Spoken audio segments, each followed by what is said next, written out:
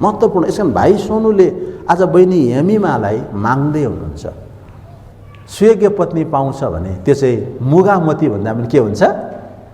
आज अझै मूल्यवान हुन्छ। आज भाइले एउटा मोतीलाई किन्दै हुनुहुन्छ,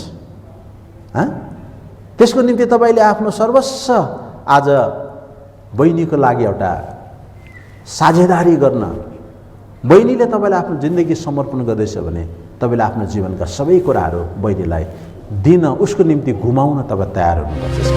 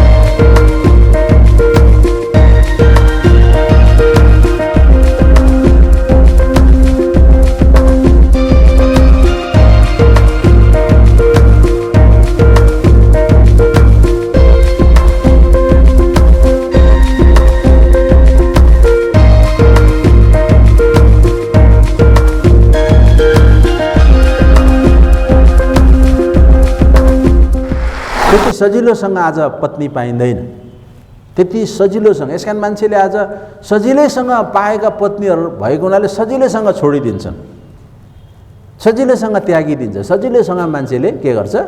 छोडिदिइहाल्छ।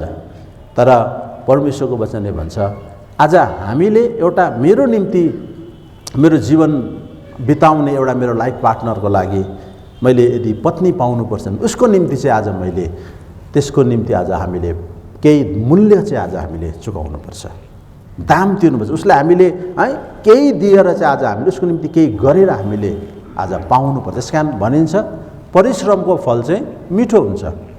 जब तपाईँले परिश्रम गरेर पाएको चिज चाहिँ है अति नै मिठो हुन्छ। किनभने कतिपल्ट यसरी नै फकाइन्छ क्या, राम्रो छ क्या, राम्रो छ, केटाको बाबुआमाको सम्पत्ति पनि धेरै छ, पछिबाट राम्रो हुन्छ तँलाई भनेर त्यस्तो प्रकारको बाहिरी कुराहरू दिएर देखाएर बिचारालाई करमा पार बे गरिदिन्छ अनि उसको जिन्दगी सुखी हुँदैन। पछि ऊ कति रोएर बस्छ, एक्लै एक्लै एकान्तमा बिचारा उसले एउटा पति सुख भन्ने कुरा पाउँदैन। किनभने हेर्नुहोस् संसारको सम्पत्तिले एउटा पतिको सुख भन्ने कुरा कहिले पनि दिँदैन।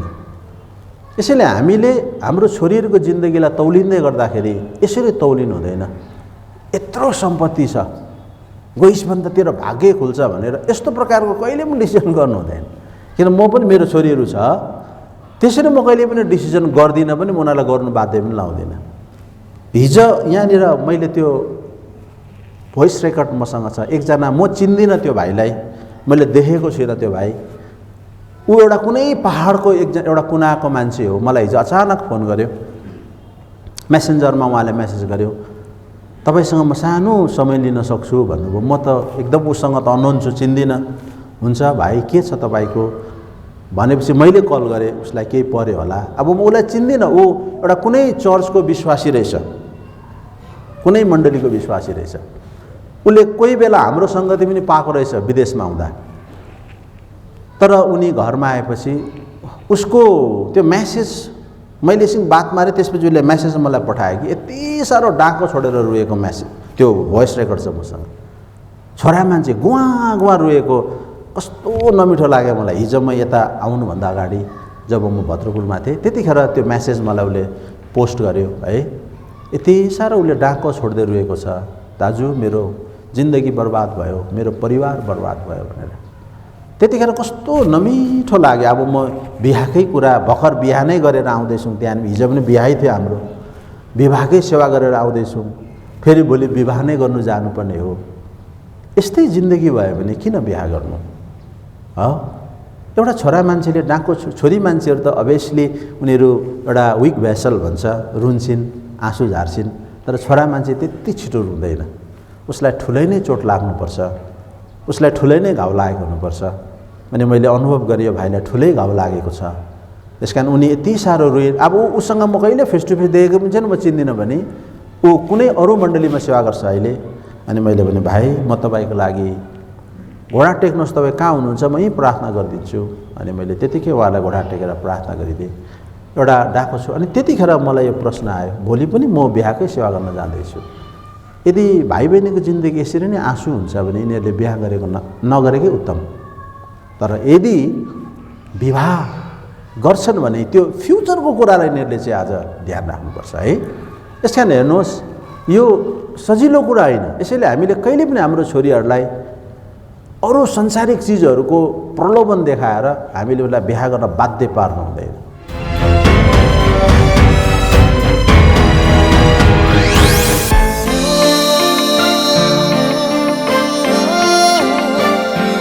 सबलाई जयमसी। त अब हामी आज हाम्रो भाइ सोनु अनि बहिनी यमिमाको यस आदरणीय बिहाको लगाउमा भेला भएका छौँ। अनि विवाहभन्दा अगाडि हामी मगनी गर्ने गर्छौँ। अनि हाम्रो विश्वासी जीवनमा हामीले यो गर्ने विवाह मगनी चाहिँ हामीले कुनै क्रिस्चियन ट्रेडिसनको कुरा, यो कल्चरको कुरा होइन है। यो रीतिथिति अनि हाम्रो यस्तै संस्कृति हो, यस्तै चलन चल्ती हो भनेर गर्ने गर्दैनौँ। किनभने परमेश्वरको वचनले भन्छ हामी जे पनि गर्छौँ प्रभुको महिमाको निम्ति गर्छौँ। अनि यसले के कुरालाई सङ्केत गर्छ भन्ने कुरालाई चाहिँ हामी मान्य राख्छौँ। विवाह एउटा व्यवहारिक पक्ष हो, तर किन यसरी मण्डलीमा गरिन्छ भन्दा चाहिँ यसले चाहिँ मण्डलीको आत्मिक उन्नति होस्, परमेश्वरको लोकहरूको बिचमा उनीहरूको विश्वासको वृद्धि होस्, परमेश्वरलाई अझै परमेश्वरको गहिरो उद्देश्यलाई अझै थाहा गरोस् भनेर यो मण्डलीमा गरिन्छ। नत्र भने बिहा त हो घर घरमा गर्दा पनि हुने थियो है।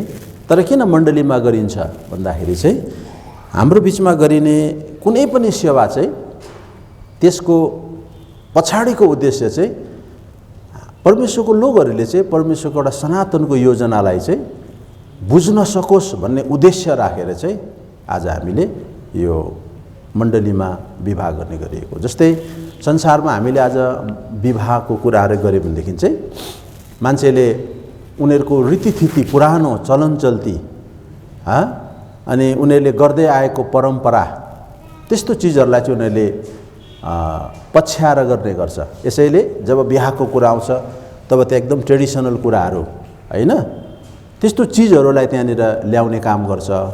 एकदम अरू दिन नलाए पनि बिहाको दिन दाउरा सुरुवाल टोपी लाएर है, अनि अरू दिन नलाए पनि त्यो दिन चाहिँ विभिन्न प्रकारको गहनाहरू लगाएर, मतलब आफ्नो एउटा जातीय एउटा झलक झल्किने कुराहरू लगाएर किन गर्छन् भन्दा जब बिहा भन्नु साथै संसारको मान्छेको विचारमा चाहिँ के आउँछ भने यो एउटा हाम्रो संस्कृति हो, हामीले यस्तो प्रकारको हाम्रो विधि विधानअनुसार हामी गर्छौँ भनेर त्यो चिजलाई उनीहरूलाई एक्सपोज गर्न चाहन्छ, त्यसलाई उनीहरूले प्रकट गर्न चाहन्छ। तर अब हामी विश्वासीहरू चाहिँ हामी त्यो सबै संसारको त्यो ट्रेडिसनल कुराहरूबाट, संसारको रीतिथितिबाट, संसारको जुन एउटा कल्चर भन्छ होइन, संस्कृतिहरूबाट अब हामी चाहिँ अलग प्रभुले गरिसक्नु भएको छ। यसैले अब हामी क्रिस्चियनहरूको बिचमा गरिने विवाह मगनी पनि अब त्यस्तै विधि विधान जस्तो त्यस्तो चिजहरू है आज हामीले त्यस्तो ढङ्गले चाहिँ हामीले गर्ने कुरा होइन। तर एउटा उद्देश्य हामीले सफा राख्नुपर्छ। त्यो उद्देश्य चाहिँ यति हो, किन हामी यो विवाह गर्छौँ, यसको पछाडि परमेश्वरको अनन्तकालको योजना चाहिँ के छ, यो मगनी किन गर्छौँ। यदि हामीले अस्ति एकजना प्रभुको दासले यो कुरा भनिरहनु भएको थियो प्रभुका एकजना ठुलो प्रभुको दासले, संसारमा सबैभन्दा पहिलो मान्छेको बिहामा मँगनी भएन, किनभने आदम र हवाको मँगनीको कुरा गरेन, उनीहरूको सिधै के भयो, बिहा भयो। तर पछिबाट मँगनीको कुरा आयो। अब यो सबै कुराहरू किन मण्डलीमा गरिन्छ? त्यसको तात्पर्य चाहिँ एउटा चिज हो कि परमेश्वरको अनन्तकालको योजनालाई चाहिँ हामीले थाहा गर्न सकौँ, अनि जसद्वारा चाहिँ हामी परमेश्वरप्रति अति नै कृतज्ञ भएर, अति नै बेसी धन्यवादी भएर परमेश्वरलाई अझै बेसी आदर महिमा हामीले दिन सकौँ भन्ने उद्देश्य राखेर यो मँगनी बिहाहरू गरिन्छ। अनि हामी चाहिँ कुनै परम्परा, कुनै संस्कृति हैन, कुनै रीतिथितिलाई हामीले पुरा गर्दै छैनौँ। किनभने अब हामीले एउटा कुरा हामीले थाहा गर्नुपर्छ। कोरिन्थीको पुस्तकमा यहाँनिर भनेको छ, हामी पुरानो नियममा धेरैवटा यस्तो रीति नियमहरू आज उनीहरूले मान्ने गर्थे, तर अब हामी चाहिँ पुरानो बाचामा छैनौँ, हामी नयाँ बाचाका सेवकहरू भनेको छ यहाँ। यो चाहिँ दोस्रो कोरिन्थी 3:6 लेखेको छ, म पढिदिन्छु। उहाँले हामीलाई नयाँ बाचाका सेवकहरू बनाउनु भएको छ, लेखको होइन तर आत्माको सेवक, किनकि लेखले मार्छ तर आत्माले जीवन दिनुहुन्छ। प्रेरित पावलले यो कुरा किन भन्यो? यसको मतलब पुरानो बाचामा पनि सेवकहरू थियो। मोसा एउटा पुरानो बाचाको सेवक हो, अनि पुरानो बाचाका सेवकहरूले व्यवस्थाका बिन्दु पनि उनीहरूले घटाउनु हुन्थेन। व्यवस्थामा जे भनिन्थ्यो त्यस्तै गर्नु पर्थ्यो। त्यसको निम्ति उनीहरूले सबै प्रकारको आज एउटा कष्टहरू उठाउनु तयार हुन्। कुनै एक्सक्युज भन्ने कुरा, छुट भन्ने कुरा चाहिँ पुरानो बाचामा थिएन। यसैले उनीहरूले हुबहु जे व्यवस्थामा भन्थ्यो त्यही चिज उनीहरूले पाप क्षमा पाउनको लागि के बलिदान गर्नुपर्छ त्यो सबै जुटाउनै पर्थ्यो। यसकारण व्यवस्थाका बिन्दु पनि उनीहरूले तलमाथि गर्न पाउँथेन। अन्त उनीहरू चाहिँ व्यवस्थाका सेवकहरू थिए। अनि ती व्यवस्थाका सेवकहरू चाहिँ रेडिमेड व्यवस्थालाई उनीहरूले जस्तोको तस्तै दुरुस्तै उनीहरूले मण्डलीमा भन्नुपर्थ्यो। तर अब हामी यहाँनिर जब चर्च मण्डली जब स्थापना भयो, अब हामी चाहिँ ग्रेस, अनुग्रहमा, अब हामी चाहिँ अनुग्रहका सेवकहरू। हामी चाहिँ पुरानो बाचाको आधार चाहिँ हो व्यवस्था, तर नयाँ बाचाको मण्डलीको सेवकहरूको आधार चाहिँ हो अनुग्रह। किनभने हामीले व्यवस्था पालन गरेर उद्धार मुक्ति पाएको होइन, तर हामीले प्रभुको अनुग्रहद्वारा हामीले मुक्ति पाएको हो। यसैले यो संसारमा मान्छेले आज यति धेरै हाम्रो क्रिस्चियन चर्चभित्र पनि यस्तो ट्रेडिसनल कुराहरू, एउटा लिगलिजमको कुराहरू, अर्थात् सैद्धान्तिक बात हाम्रो बिचमा पस्दै आयो। व्यवस्थाका कुराहरू हामीले ल्याउन थाल्यौँ, जसको कारणले गर्दा चाहिँ हामी त्यो ग्रेस भन्ने कुरालाई चाहिँ छोप्दै गयौँ। अनि सङ्कटमा सजिलैसँग पाइने हाम्रो सहायक प्रभु चाहिँ हाम्रो लागि एकदमै कठिन बनेर गयो। परमेश्वरको राज्य साधारण विश्वासले पाउने कुरा चाहिँ अब हाम्रो लागि कठिन भएर गयो। यसै कारण हामीले यो जो कुराहरू गर्दैछौँ अहिले, यो मँगनी एउटा रीतिविधि पुरा गरिदिउँ, ख्यासखुस गरिदिइहालौँ, त्यसपछि अहिले हतार बे गरौँ, यस्तै चिजहरू हुन्छ। अहिले हतार गरिदिइहालौँ, छिटो गरिदिइहालौँ, एउटा चिनो साटासाट गरिदिउँ, भइगयो नि भनेर हामी त्यो प्रकारले एउटा टाटो मार्ने हिसाबले गर्छौँ। तर हेर्नुहोस्, हामीले परमेश्वरको सेवा, कुनै पनि सेवालाई हामीले नेग्लिजेन्सी चाहिँ गर्नु हुँदैन, खेलाञ्ची गर्नु हुँदैन। यसलाई हामीले गम्भीर भएर हाम्रा प्रत्येक सेवाहरूमा चाहिँ परमेश्वरको भक्ति प्रकट हुनुपर्छ। अनि त्यहाँ चाहिँ परमेश्वरको महिमालाई चाहिँ हामीले आज प्रमुख स्थानलाई हामीले राख्न चाहिँ जरुरी छ।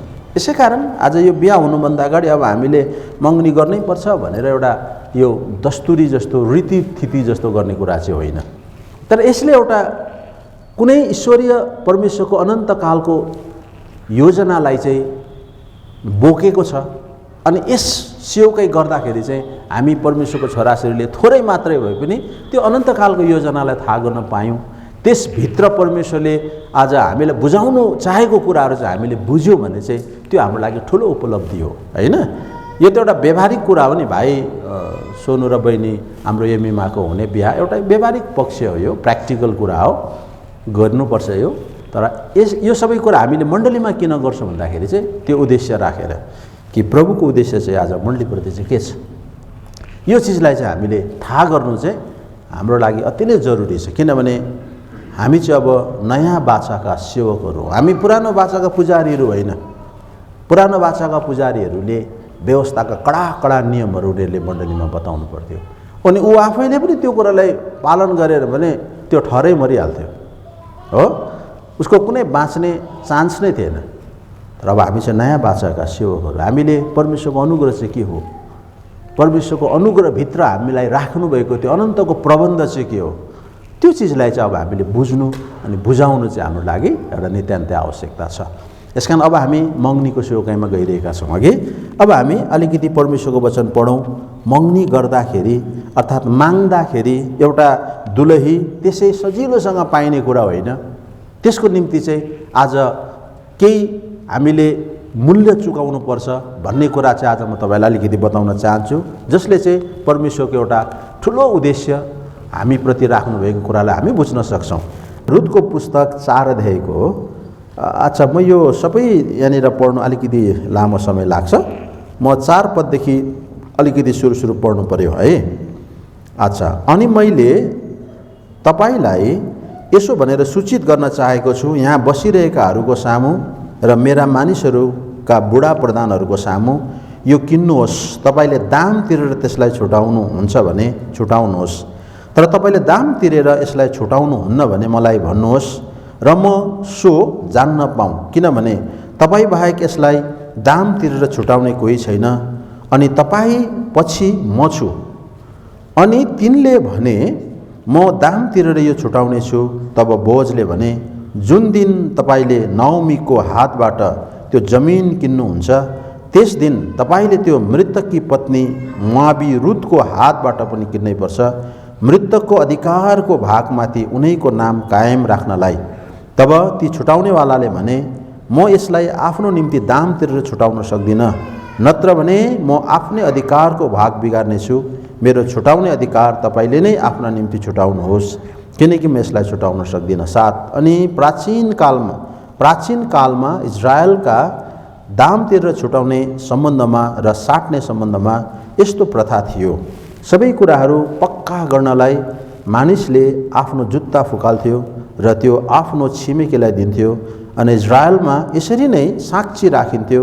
यसैले ती छुटाउनेवालाले बोजलाई भने यो आफ्ना निम्ति किन्नुहोस्। तब तिनले आफ्नो जुत्ता फुकाले, अनि बोजले ती बुढा प्रधानहरूलाई र सबै मानिसहरूलाई भने आज तपाईहरू साक्षी हुनुहुन्छ, एलिमेलेकको सब थोक अनि किल्लोन र महलोनको सबै थोक मैले नोआमीका हातबाट किनेको छु। साथै महलोनकी पत्नी मोआबी रुथलाई पनि मैले मेरी पत्नी हुनलाई तिनको हुनका निम्ति किनेको छु। मृतक अधिकारको भागमाथि उनैको नाम कायम राख्नलाई, यस उद्देश्यले कि मृतकको नाम उसका दाजुभाइहरूको बीचबाट र उनको ठाउँको मूल ढोकाबाट भेटिएर नजाओस्। आज तपाईहरू साक्षी हुनुहुन्छ, अनि मूल ढोकामा भएका सबै मानिसहरू र बुढा प्रधानहरूले भने हामी साक्षी छौँ। तपाईको घरमा आउने यो स्त्रीलाई परमप्रभुले राहेल र लेया जस्तै बनाउन्। जुन दुईजनाले इजरायलको घर निर्माण गरे, अनि तपाईले एप्रातामा वीरता साथ काम गर्नुहोस् र बेतलेहममा प्रसिद्ध बन्नुहोस्। अनि जुन सन्तान परमप्रभुले तपाईलाई यी जवान स्त्रीबाट दिनु हुनेछ, उसद्वारा तपाईको घर परेसको घर जस्तै होस्, जसलाई तपाईँ तामारले यहुदाका निम्ति जन्माइन्। यो चाहिँ रुथ र बोजको घटनाको सम्बन्धमा एउटा जमिनको कुरा गरिएको छ। अनि जमिन त्यसको हकदार अहिले पनि हाम्रोतिर कस्तो प्रचलन छ भने, मैले जग्गा किन्छु भने मैले सदियारलाई प्राथमिकता, तपाईँ किन्नुहुन्छ भने किन्नुहोस् है, तपाईँको हक लाग्छ भन्छौँ हामी।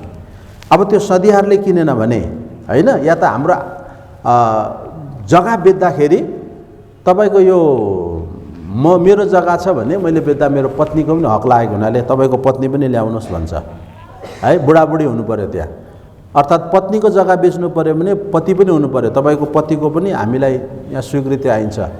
अब बाबुआमाले बेच्दैछ भने छोराछोरीको पनि त्यो स्वीकृति चाहिन्छ। यस्तो चलनहरू अहिले पनि संसारमा छ, त्यतिखेर पनि यस्तो चलनहरू थिएछ। अनि कसैको जग्गा किन्नु पर्यो भने छुटाउने अधिकार तपाईँको हो, अब तपाईँले सक्नु भएन भने चाहिँ म छुटाउँछु भन्ने कुराहरू पुरानो समयमा थिए र अहिले पनि त्यो यथावत छ। तर यो जग्गा किन्दै गर्दाखेरि यहाँनिर रुतको कुरा पनि आयो।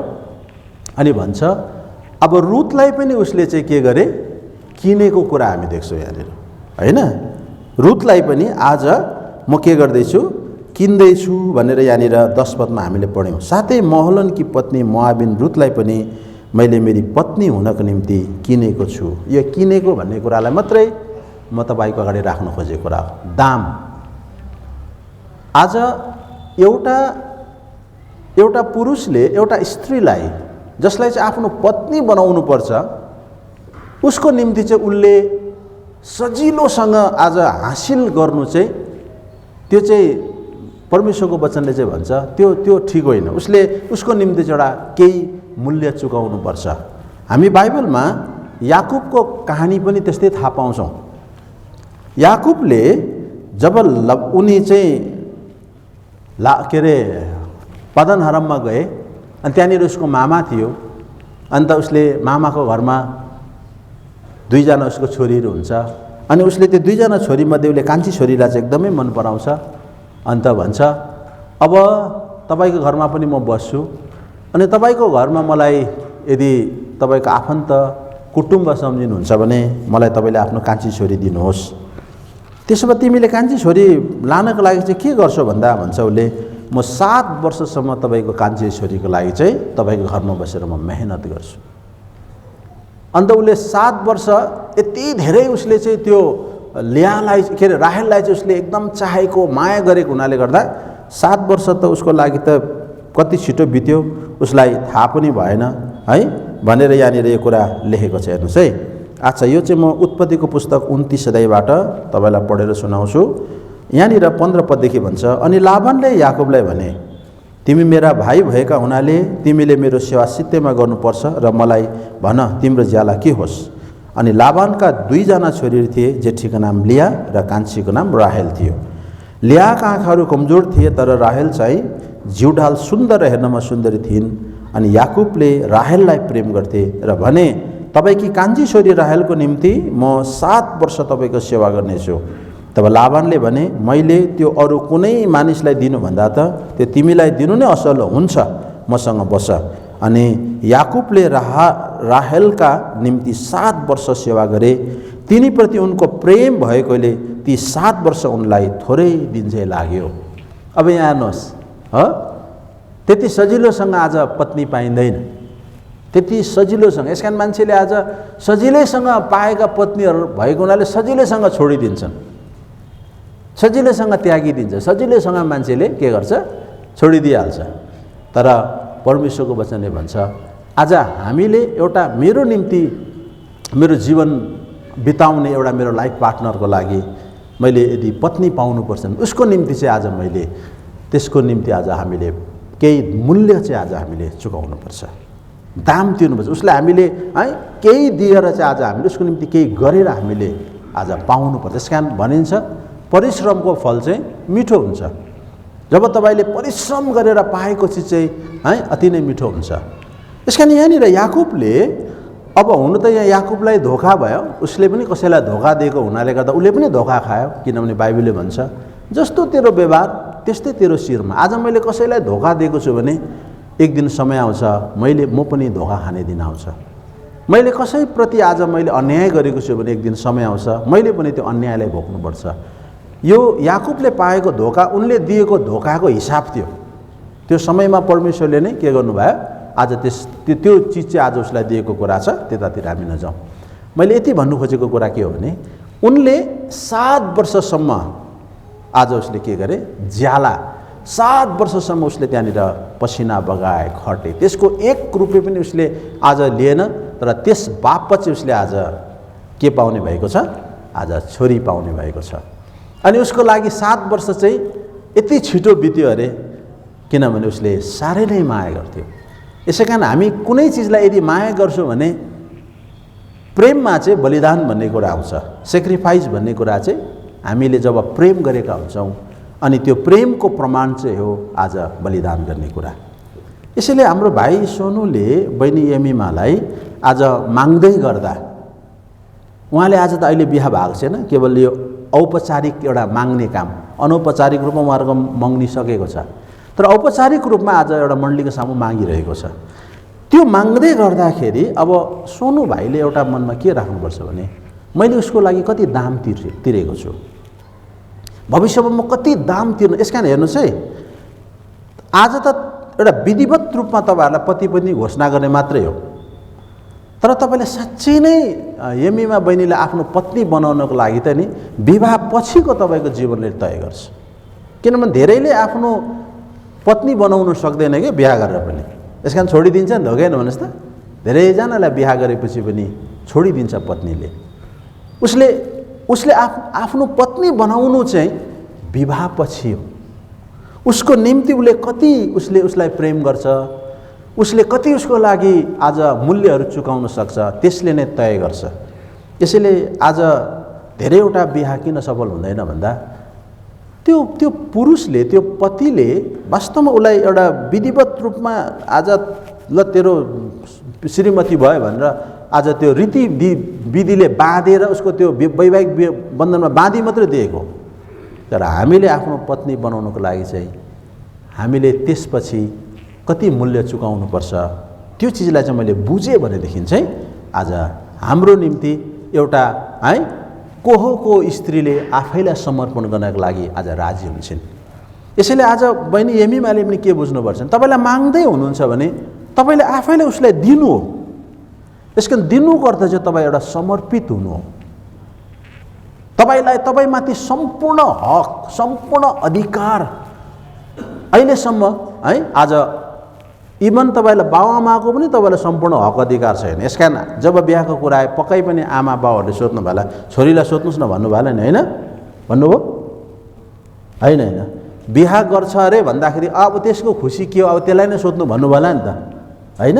यसको अर्थ चाहिँ के हो भने एउटा बाबुआमा हामीले जन्म दिएर हुर्कायौँ बढायौँ, हाम्रो पनि यति साह्रो अधिकार हुँदैन।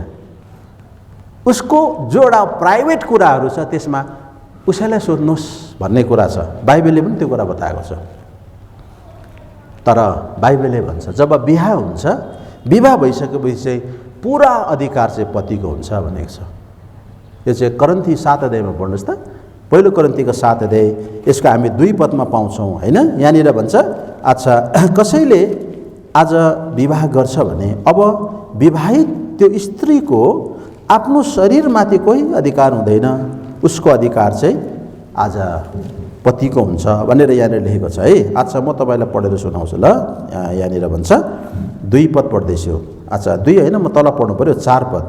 आफ्नो शरीरमाथि पत्नीको अधिकार छैन तर पतिको हुन्छ, अनि त्यही प्रकारले पतिको पनि आफ्नो शरीरमाथि अधिकार छैन तर पत्नीको हुन्छ।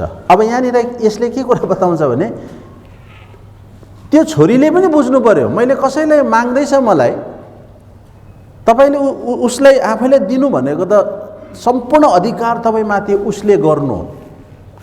यसैले तपाईँले कति धेरै सोच्नुपर्छ, जुन मान्छेलाई म मेरो जिन्दगी दिँदैछु उसले भरेदेखि मेरो सम्पूर्ण शरीरमाथि, मेरो सम्पूर्ण जीवनमाथि उसले आफ्नो अधिकार राख्छ।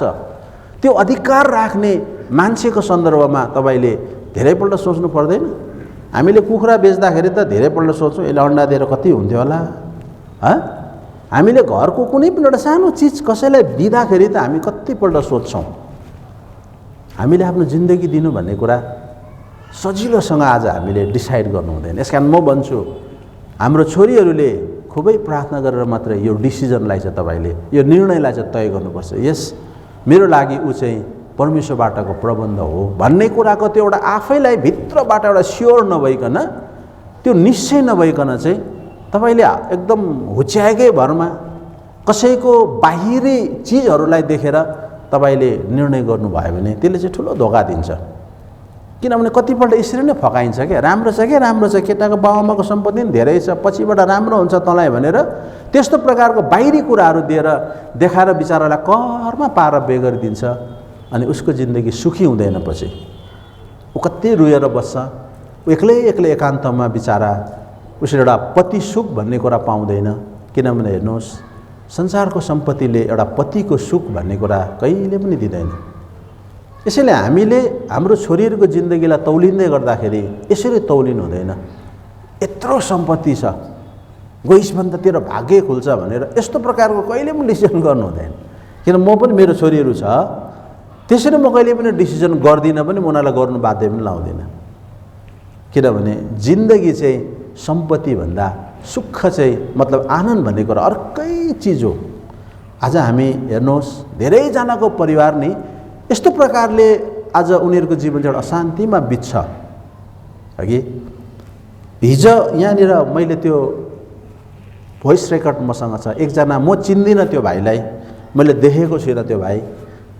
ऊ एउटा कुनै पहाडको एउटा कुनाको मान्छे हो। मलाई हिजो अचानक फोन गर्यो, मेसेन्जरमा उहाँले मेसेज गर्यो, तपाईसँग म सानो समय लिन सक्छु भन्नुभयो। म त एकदम उसँग त अननोन छु, चिन्दिनँ।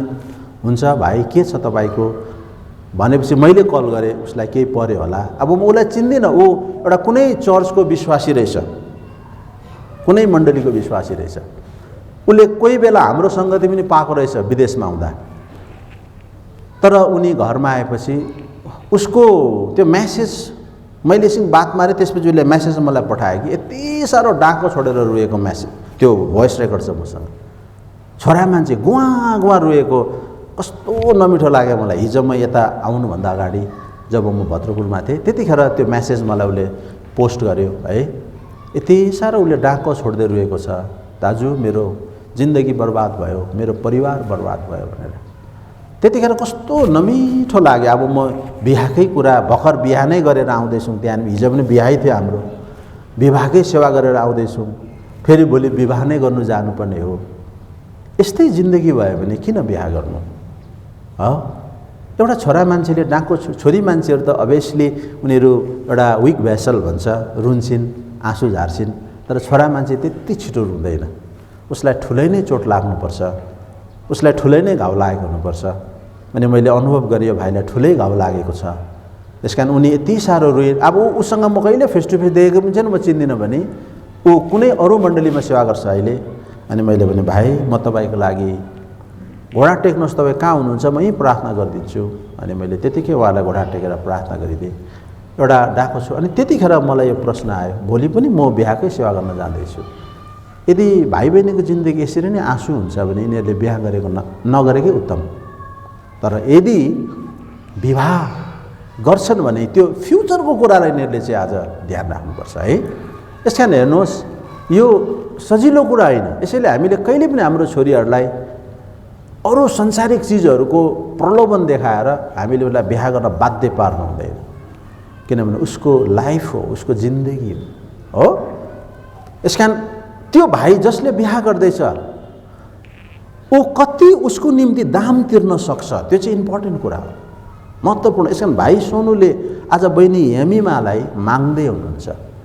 तपाईँले यसरी आफैलाई एउटा मेन्टल्ली भन्छ, मानसिक रूपमा तपाईँले आफैलाई यसरी तयार गर्नुपर्छ, म यसको लागि आज सबै प्रकारको दाम तिर्न तयार छु, म त्यो मूल्य चुकाउन तयार छु। त्यतिखेर तपाईँ मूल्य चुकाउन सक्नुहुन्छ जब तपाईँले साँच्चै नै हेमिमालाई प्रेम गर्नुहुन्छ। अघि भाइले एउटा मजाको कुरा गर्नुभयो, तपाईँको कोसँग प्रेम छ भने छैन, अब एकछिनबाट हुन्छ भने। उसले सिधा कुरा भनेको नि होइन, मेरो कसैसँग प्रेम छ तर अब एकछिन भराइदेखि हुन्छ भन्नुभयो। यो कुरा ठिक हो, तर यो प्रेम चाहिँ यस्तो प्रेम हो, यहाँनिर 7 वर्ष भनेछ। 7ले हामी बाइबलमा धेरैवटा सङ्केतहरू भएको हामी देख्छौँ। 7ले एउटा पर्फेक्ट भन्ने कुरालाई, सिद्ध, पुरा भन्ने कुरालाई हामी बुझ्छौँ। यो चाहिँ 7 वर्ष त्यहाँनिर याकुबले गरे। तपाईँले आफ्नो जीवनको सिद्ध समय, सम्पूर्ण समयसम्म हामीले आफ्नो पत्नीको लागि चाहिँ म मूल्य चुकाउन तयार छु भनिकन, त्यसरी जबसम्म तपाईँले आफैलाई तयार गर्न सक्नुहुन्न, तपाईँले कसैको छोरीलाई मागेर जिन्दगी बिगार्ने त्यो दुस्साहस पनि गर्नु हुँदैन। तपाईँले आफैलाई त्यो प्रकारको एउटा भित्र मनमा सङ्कल्प गर्नुपर्छ, म मेहनत गर्छु, म उसको लागि हर दाम तिर्न तयार छु, हरेक मूल्य चुकाउन तयार छु। यसै कारण मङ्गनी र बिहा हरेक चिजले मैले भने एउटा अनन्तको उद्देश्यलाई प्रकट गर्छ। परमेश्वरले पनि, प्रभु येशू ख्रीष्टले पनि हामीलाई यसरी प्रेम नगर्नु भएको भए उहाँले त्यो क्रुसमा उहाँले आफ्नो दाम तिर्ने थिएन। यसकारण हामीलाई पनि बाइबलले भन्छ, मैले तिमीलाई के तिरेर किनेको छु, कोरिन्थी 26:4, दाम तिरेर किनेको छु भन्छ। हामीलाई प्रभुले मूल्य तिरेको छ। अनि परमेश्वरले मूल्य तिर्दाखेरि चाहिँ याद गर्नुहोस्, उसले आफ्नो सर्वस्व आज सिध्याइदिएको छ। एउटा मोती व्यापारीसँग तुलना गर्दा भन्छ त्यो स्वर्गीयको राज्य मोती व्यापारी जसले आफ्नो सर्वस्व आज गुमाएर त्यो मोतीलाई किने। यस कारण बाइबलले भन्छ कसैले है सुयोग्य पत्नी पाउँछ भने त्यो चाहिँ मुगा मोती भन्दा पनि के हुन्छ, आज अझै मूल्यवान हुन्छ। आज भाइले एउटा मोतीलाई किन्दै हुनुहुन्छ, त्यसको निम्ति तपाईँले आफ्नो सर्वस्व आज बहिनीको लागि एउटा साझेदारी गर्न, बहिनीले तपाईँलाई आफ्नो जिन्दगी समर्पण गर्दैछ भने तपाईँले आफ्नो जीवनका सबै कुराहरू बहिनीलाई दिन, उसको निम्ति घुमाउन तपाईँ तयार हुनुपर्छ। यसकारण परमेश्वरको वचनले सफा लेखेको छ, यदि एउटा साँचो परमेश्वरको छोराले जसले चाहिँ साँच्चै नै परमेश्वरलाई प्रेम गर्छ, साँच्चै नै परमेश्वरलाई बुझेको छ, साँच्चै नै परमेश्वरको कुरालाई बुझेको छ भने उसले कसैको छोरीलाई माग्दै गर्दा यस्तो विचारले माग्छ, यिनलाई चाहिँ म बिहे गरेर भयङ्कर मेरो दासी बनाउँछु, होइन। तर उसले यसरी बिहा गर्नुपर्छ कि उसलाई म आज माग्दैछु, म जिन्दगीभर उसलाई म प्रेम गर्छु, उसको लागि म हर त्यो मूल्य चुकाउन चाहिँ म तयार छु। यसैले प्रियहरू, प्रभु यीशु मसीहले हाम्रो लागि यदि उहाँले हामीलाई माया नगर्नु भएको, हामीलाई प्रेम नगर्नु भएको भए उहाँले क्रुसमा आफ्नो प्राणको मूल्य चुकाउनु हुन्थेन। उहाँले आफ्नो स्वर्गीयको सर्वस्व त्यागिदिनु भयो, पिताको सबै आज स्वर्गीय वैभवलाई, र पृथ्वी तलमा तपाईँ र मलाई माग्न आउनुभयो। प्रभु यीशु मसीह माग्न आउनुभयो। यसकारण पावलले भन्छ म ईश्वरीय डाहीले डाही भएको छु, मैले तिमीलाई एउटा चोखी कन्याको रूपमा ख्रिस्टसँग मगनी गरिदिएको छु भन्छ। कस्तो कुरा कि प्रभु यीशु मसीहले हामीले माग्नुको निम्ति आज उहाँले प्रुफ गर्नुभयो, प्रमाण दिनुभयो, म तिम्रो लागि सब चुकाउन तयार छु। यसैले भाइ, आज हाम्रो सोनु भाइ, आज बहिनीलाई तपाईँ माग्दै हुनुहुन्छ, बहिनीको लागि तपाईँ सबै प्रकारको मूल्य चुकाउन तयार हुनुहुन्छ भाइ, पक्का? आज हेर्नुहोस्, आज तपाईँले यो गर्दै गरेको कुरा चाहिँ यो चाहिँ एउटा भनिदिउँ न भनेर भन्ने कुरा होइन, तर यसलाई तपाईँले जिन्दगीभर एउटा सम्झनामा राख्नुहोस् कि मैले परमेश्वरको आज अगाडि, मण्डलीको अगाडि यो कुरा चाहिँ गर्दैछु भनेर। जब तपाईँले यति मात्रै आफैलाई एउटा मेन्टल्ली तयार गर्नुभयो, म मेरो पत्नीको लागि सबै प्रकारको आज कष्ट उठाउन तयार छु भन्नुभयो भने तपाईँले त्योभन्दा ठुलो आज के अरे खुसी आफ्नो पत्नीको लागि के दिन सक्नुहुन्छ हो। त्यसकारण आज हाम्रो बहिनी यमिमाले अब भन्दै हुनुहुन्छ भाइ, के अरे सोनुले, यमिमा म तिम्रो लागि सबै कुराहरू म आज दिन तयार, मेरो सारा तिम्रो लागि म सारा कष्टहरू उठाउन तयार छु, के तिमी मलाई तिमी दिन्छौ भनेर भन्दैछ। बहिनी यमिमा भन्नुहोस्, अब तपाईँले आफैलाई, मैले भने अबदेखि तपाईँको अधिकार आफैमा हुँदैन, तपाईँलाई माग्दैछ, तपाईँले आफ्नो अधिकार आफैसँग सुरक्षित राख्न सक्नुहुन्छ तपाईँले नमानेर, तर यदि तपाईँ मानेर आज उसलाई दिन्छु भनिसकेपछि तपाईँको अधिकार हुँदैन। यसैले के तपाईँ आफैलाई आजदेखि हाम्रो भाइ सोनु जसलाई दिन तयार हुनुहुन्छ यमीमा, ल है उहाँले तयार हुन्छ भन्नुभएको छ। किनभने यो चाहिँ हाम्रो विवाह, अब म अर्को कुरा के भन्छु भने अब यस प्रकारले चाहिँ एउटा दाम तिरेर सजिलोसँग आज हामीले आज कसैको छोरीलाई पाउँदैनौँ, उसको निम्ति चाहिँ आज हामीले थुप्रै प्रकारका मूल्यहरू चुकाउनुपर्छ। अनि जब मूल्य चुकाउँछौँ तब त्यसपछि चाहिँ परमेश्वरले हामीलाई आज कसै दिनुहुन्छ। अब यसरी भाइले, मैले भने एउटा अनौपचारिक रूपमा उहाँले मागिसक्नु भयो, तर आज एउटा चर्चको अगाडि, मण्डलीको अगाडि भन्नुहुन्छ म यमिमालाई मेरो सब चिज दिएर अब म उसलाई लिन चाहन्छु, उसको लागि म दाम तिर्न चाहन्छु भन्दैछ हो, दाम तिर्न चाहन्छु। अनि बहिनीले पनि आफैलाई समर्पण गर्नुहुन्छ।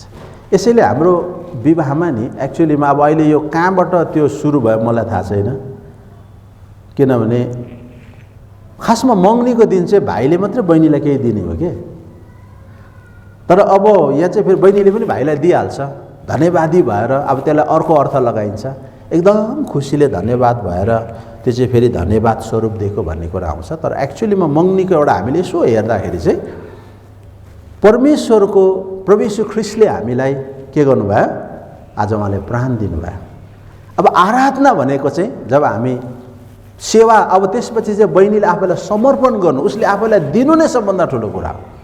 यसैले बहिनीले केही कुरा भाइलाई दिनुपर्छ भन्ने कुरा त्यो छैन, किनभने बहिनी आफैलाई दिनु नै सर्वस्व दिनु, हामीले प्रभुलाई दिनु नै सर्वस्व दिनु हो, हामीले प्रभुलाई दिनु नै सर्वस्व दिनु। यसै कारण भाइले चाहिँ अब कुनै कुराहरू ल्याउनुहुन्छ अनि त्यो ल्याएको कुरा चाहिँ एउटा जस्ट त्यो चिजलाई झल्काओस्, भाइले प्रभुले हाम्रो लागि केही दाम तिर्नुभयो भन्ने कुरालाई झल्काओस्। यसकारण त्यो चिजलाई चाहिँ हामीले एउटा सङ्केतिक रूपमा चाहिँ आज हामी केही कुरा बहिनीलाई दिने गर्छौँ अनि बहिनीले त्यसलाई स्वीकार्नुहुन्छ अनि बहिनीले आफैलाई के गर्नुहुन्छ, भाइलाई दिइहाल्नुहुन्छ। त यही चिज जो मङ्गनीको वास्तविक एउटा गहिरो उद्देश्य चाहिँ परमेश्वरले हाम्रो लागि सर्वस्व त्यागेर सारा दाम उहाँले तिर्नुभयो। किन? उहाँले हामीलाई प्रेम गर्नुभएको हुनाले आफ्नो प्राणलाई पनि उहाँले आफ्नो निम्ति सञ्चित गरेर राख्नु भएन हो। किनभने आज धेरै मान्छेले आफूलाई भन्दा संसारमा माया गर्ने संसारमा कोही पनि छैन। यसका धेरैपल्ट यस्तो हुन्छ, लोग्नेहरू अप्ठ्यारो कुनै ठाउँ छ भने तँ जान पहिला भनेर बुढीलाई अगाडि ठेलिदिन्छ होइन, तर पहिला चाहिँ आफू जाने हो नि, आफूले गरेर मात्रै आफ्नो पत्नीलाई ल्याउने। यसै कारण यस प्रकारले चाहिँ यो मङ्गनीले त्यो अनन्तको योजनालाई आज सङ्केत गरिरहेको छ र प्रभुले त्यो दिन क्रुसमा आफ्नो प्राणको दाम तिर्नुभयो। आज पनि प्रभुले दाम तिरिरहेको छ तपाईँ र मेरो लागि। हामी आज पनि बार बार प्रभुको रगतको दाबी गरिरहेका हुन्छौँ। आज पनि हामीले बार बार प्रभुको क्षमाको हामीले दाम आज गरे। यसकारण भाइले के बुझ्नुपर्छ भने अब जसरी हामीले प्रभुले हाम्रो लागि प्राण दिनुभयो त्यतिमा चित्त बुझेन हाम्रो, तर हामी चाहिँ बार बार गल्ती गर्छौँ, बार बार भुल गर्छौँ। त्यस कारण प्रभुले हामी बार बार क्षमा माग्छौँ, बार बार प्रभुले हामी प्रभुको अनुग्रहको हामी दाबी गर्छौँ, बार बार परमेश्वरलाई हामी क्षमा मागिबस्छौँ। त्यही सम्झिनुपर्छ हाम्रो पत्नीले ऊ कमजोर भएको हुनाले, जसरी हामी मण्डली कमजोर छौँ र हामी गल्ती गरिबस्छौँ अनि प्रभुलाई क्षमा मागिबस्छौँ अनि प्रभुले हामीलाई मुसुक्क हाँसेर भन्छ, कति भुल गर्छौ हौ तिमी, कति भुल गर्छौ भनेर नि प्रभुले हामीलाई क्षमा दिइरहन्छ। त्यसरी नै हामीले हाम्रो पत्नीलाई पनि ऊ कमजोर भएको हुनाले घरि रिसाउँछ, घरि झर्किन्छ, घरि के भन्छ, तर पनि अब हामीले त्यो सहनशीलतालाई चाहिँ आज प्रदर्शन गरिरहनुपर्छ। जसरी ख्रिस्टले आज हाम्रो निम्ति त्यो सहनशीलता प्रदर्शन गरिरहनु भएको छ। उहाँले कहिले पनि हामीसँग हाम्रो तिक्त व्यवहारको बदली उहाँले हामीसँग त्यस्तै चोट दिने व्यवहार गर्नुभएको छैन। उहाँको त्यो ग्रेस, उहाँको त्यो अनुग्रहले चाहिँ हामीलाई उहाँले क्षमा गरिबस्छ, अँगालिबस्छ। यसकारण कति पतिहरू यस्तो हुन्छ, अब त भयो टु मच, यसलाई कति सहनु हो, अब भयो बरु छुट्यौँ भनेर त्यो निर्णयमा छोरा मान्छे कति पुग्छ। तर हामीले सधैँ याद गर्नुपर्छ हाम्रो पत्नीहरू एउटा कमजोर पात्र हुन्, उनले कयौँ गल्तीहरू गर्छ, उसको थुप्रै गल्तीहरूलाई हामीले सही दिनुपर्छ अनि यसैमा हाम्रो घर बनिन्छ होइन, यसैमा घर बनिन्छ। यसकारण भाइले पनि अब के गर्नु, आज म माग्छु, मागेर लान्छु, आज म मूल्य उसको चुकाउनको लागि मैले करार गरिसकेँ, म जीवनभरि म चुकाइबस्छु, उसको लागि धेरै चिजहरू मैले सहनुपर्छ। अब यमिमाका धेरै कमजोरताहरूलाई आज भाइ है सोनुले सहिँदै, उसको दुर्बलताहरूलाई छोप्दै, उसको दुर्बलतालाई ढाप्दै, उसको कमजोर ठाउँहरूमा उसलाई अँगाल्दै डोर्याउँदै तपाईँले उसको जीवनको आखिरी पलसम्म पनि उहाँलाई साथ दिनु सक्नु चाहिँ तपाईँको आजको मङ्गनी, जसरी तपाईँले करार गरेर मङ्गनी गरेर आज लानुहुन्छ, त्यो चिजलाई चाहिँ तपाईँले अन्तसम्म कायम राख्नु चाहिँ ठुलो कुरा हो। यसकारण हामीले अब यति कुरा हो मङ्गनीमा परमेश्वरको वचनले भन्छ, माग्नु आएको भाइले सबै दाम तिर्न उनी राजी छन् भने अब बहिनीले पनि भन्नुभयो ठिकै छ, मेरो लागि सम्पूर्ण दाम उनले तिर्छन् भने म जान तयार छु। र अब यमिमाले पनि एउटा कुरा याद गर्नुपर्छ, अब तपाईँले आफैलाई दिइसकेपछि चाहिँ एउटा जो समर्पण हुन्छ, समर्पण गरिसकेपछि अब तपाईँ उनको हुनुभयो, तपाईँ अबदेखि उनको हुनुहुनेछ र उनले तपाईँमाथि आफ्नो अधिकार राख्नुहुनेछ। अधिकार राख्नुको अर्थ चाहिँ तपाईँलाई फेरि पनि कज्याएर तपाईँलाई आफ्नो दासी बनाउनु भन्ने खोजेको होइन। एउटा परमेश्वरलाई बुझेको मान्छेले तपाईँलाई प्रेमले सम्हालेर राख्नुपर्छ हो। यसकारण तपाईँले आफैलाई समर्पण गर्न तयारी हुनुभयो भने अब बुवा आमाले त पहिल्यै भनेकै हो, ठिकै छ अब छोरीलाई सोधौँ मान्छ भनेदेखि ठिकै छ नि भनेर उहाँले त कुरा छोडिसकेकै छ। यसकारण अब भाइले मागे बहिनीले म सबै कुरा गर्न तयार छु भन्छन् भने अब हाम्रो अरू अगाडिको कामहरू चाहिँ जो व्यवहारिक कामहरू चाहिँ हामी गर्नेछौँ ल। प्रभुले हामीलाई सहायता गरेका हुन्। हराइसकेको यो जीवनले जिउने आशा फेरि पाए, सहारा बिनाको यो जीवनले यसमा सहारा पाए। पापमा मैले बिताएको जीवनले तिम्रो हृदयलाई टुक्राएथे। पापमा मैले बिताएको जीवनले तिम्रो हृदयलाई टुक्राएथे। संसारमा व्यतीत जीवनले, संसारमा व्यतीत जीवनले तिमीदेखि टाढो भइसकेको थिएँ, तिमीदेखि टाढो भइसकेको थिएँ। सहारा बिनाको यो जीवनले यसमा सहारा पाए।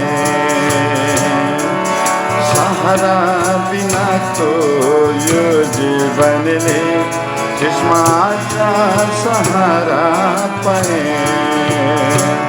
हराइसकेको यो जीवनले जिउने आशा फेरि पाए।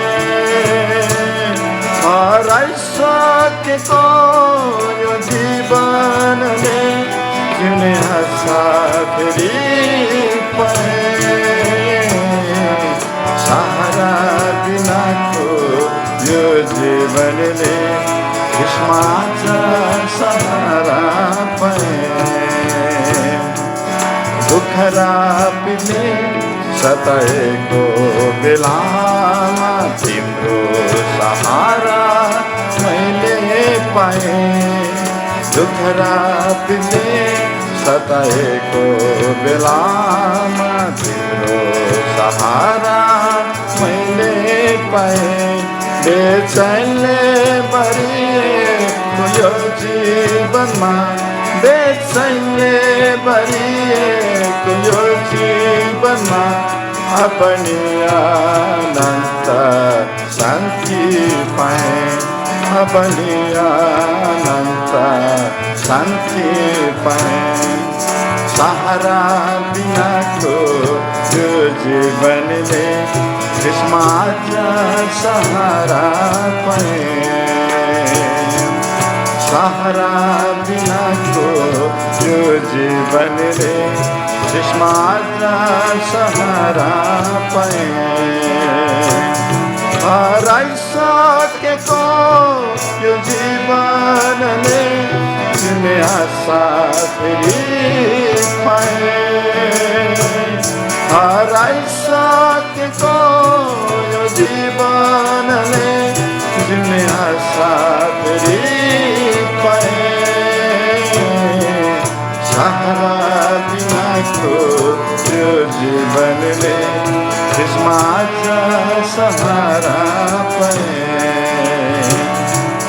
समर्पित यो मेरो छाडेको जीवनले यसको प्रशंसा गाइरहनेछ। समर्पित यो मेरो छाडेको जीवनले यसको प्रशंसा गाइरहनेछ। आनन्दले भरिएको यो जीवनले, आनन्दले भरिएको यो जीवनले यसको नामको जय जयकार गरिरहनेछ। यसको नामको जय जयकार गरिरहनेछ। सहारा बिनाको यो जीवनले यसमा सहारा पाएँ। सहारा बिनाको यो जीवनले यसमा सहारा पाएँ। हराइसकेको आशा फेरि पाएँ हराइसकेको यो जीवनले जुन आशा फेरि पाएँ सहारा बिनाको यो जीवनले यसमा सहारा पाएँ सहारा बिनाको यो जीवनले यसमा सहारा पाएँ